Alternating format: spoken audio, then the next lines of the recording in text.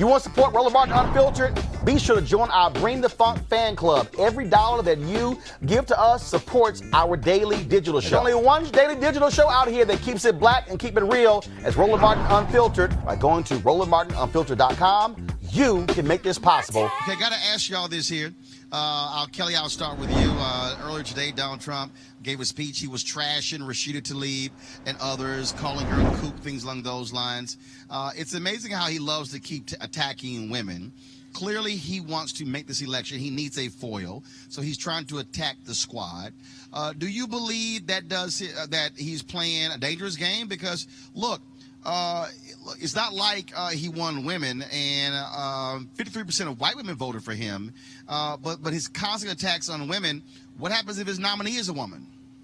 Then he'll be attacking that nominee. I don't think that Trump really cares at this point who his enemy is, who his adversary is, so long as he has one. Because if there's no adversary against Trump, then he has no reason to be acting the way that he's acting. Right now, he has put himself in a dynamic where it looks like he's justifying his actions because he has an enemy. And, you know, year one, it was the media. Year two, it was somebody else. Now we are approaching the election, and it's women because they don't agree with him. So he needs somebody like that. He needs an entity like that in order to keep moving forward with his base, because if his base doesn't have an enemy, then they actually have to do soul searching too as to why they're supporting Trump. And nobody wants to do that right now because they'll combust. Personally, I think they'll combust because there's no rationale behind it. Milik? Yeah, I mean, this is, of course, he wants to make them the face of the party, and this is something that he hopes that will serve him well. I will say that I do believe that Donald Trump, for all intents and purposes, is equal opportunity offender. He doesn't care who you are. If you try to cut off his finger, he's going to cut off your entire arm. So that's something that I do believe. I do think that, we saw what happened when he campaigns against a woman with Hillary Clinton. I think that it's going to be a little more challenging if it's someone like Kamala Harris, Senator Harris, because then you add the racial component to that. And I think that that's something that can kind of really trip him up. And so he would have to be, unfortunately, he would have to be more careful in how he criticizes Kamala Harris than he did Hillary Clinton, simply because of just the racial dynamic. I think that would bolster yeah, it. I don't think that would bolster I don't him. think that at all. If Kamala Harris actually becomes the nominee and Trump becomes the nominee for his party, which he will, he's not going to change his trajectory as to how to bully. Right. He only knows how to bully one way, and that's just to attack. If you Jason? I'm sorry. I was going to say, I Jason? think, by making the squad the enemy, it's really about the fact that these are women of color. Mm-hmm. And we saw he won without, barely any black women votes. I think it was, 96% black women voted for Hillary Clinton. So, he knows who to make the enemy, and he's making a Muslim, a woman of Palestinian descent, a woman who wears hijab, a Puerto Rican from New York, and an African-American woman, the enemy. And, that works perfectly for his base. That actually may drive his base out quicker. He's saying that they're socialists. This actually plays up.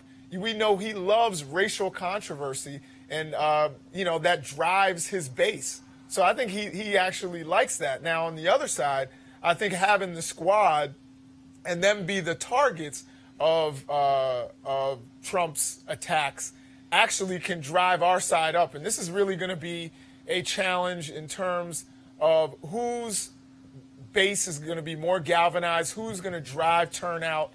That's what this all comes down to. It's all about turnout.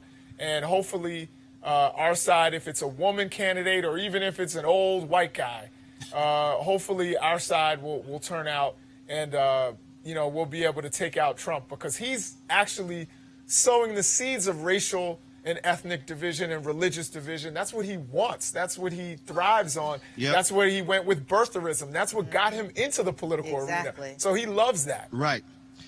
Yeah, Milik, final word. Yeah, can I just say, I don't think that... I'm sorry.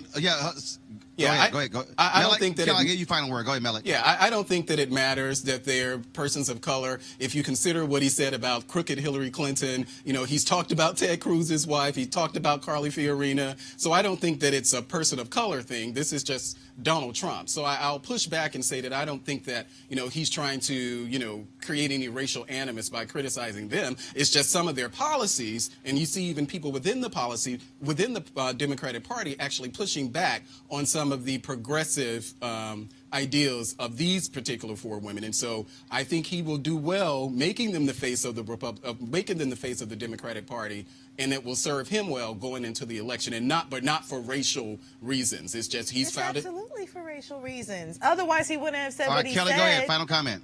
Like, Trump is a racist, point blank, period. He has a history of racism. He has physical, written evidence of his racism. His tweets are a litany of racist thought, and he's putting these four women on a pedestal as his enemy because they're women of color, like Jason said, but predominantly they're people of color. Otherwise, he wouldn't have said anything along the lines of go back to where you came from, go back to your country, et cetera, et cetera. That would not have happened. All right, folks, back to our Roland Martin Unfiltered video in just one moment. Hey guys, you heard me talk a lot about marijuanastock.org because I want to keep you informed of investment opportunities that make sense. We've all watched the growth of the cannabis industry. A recent report by New Frontier Data estimates the global cannabis market at over $340 billion.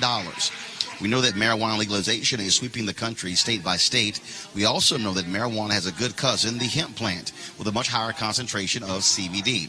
That means hemp gives you all the medical benefits of marijuana without getting you high.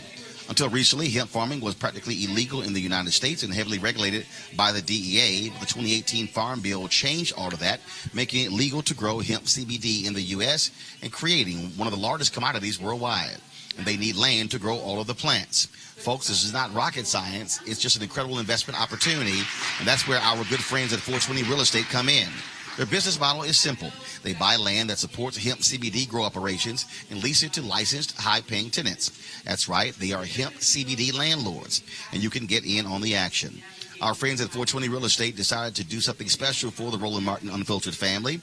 Originally, the minimum investment level was $500, but right now you can invest in this crowdfunding campaign for as little as $200. That's right, anywhere from $200 up to $10,000. Again, folks, this is a $340 billion industry that is still growing, and you can participate with as little as $200. For more information and to invest, go to marijuanastock.org. That's marijuanastock.org. Be sure to get in the game and do it now. Now back to your Roland Martin Unfiltered video.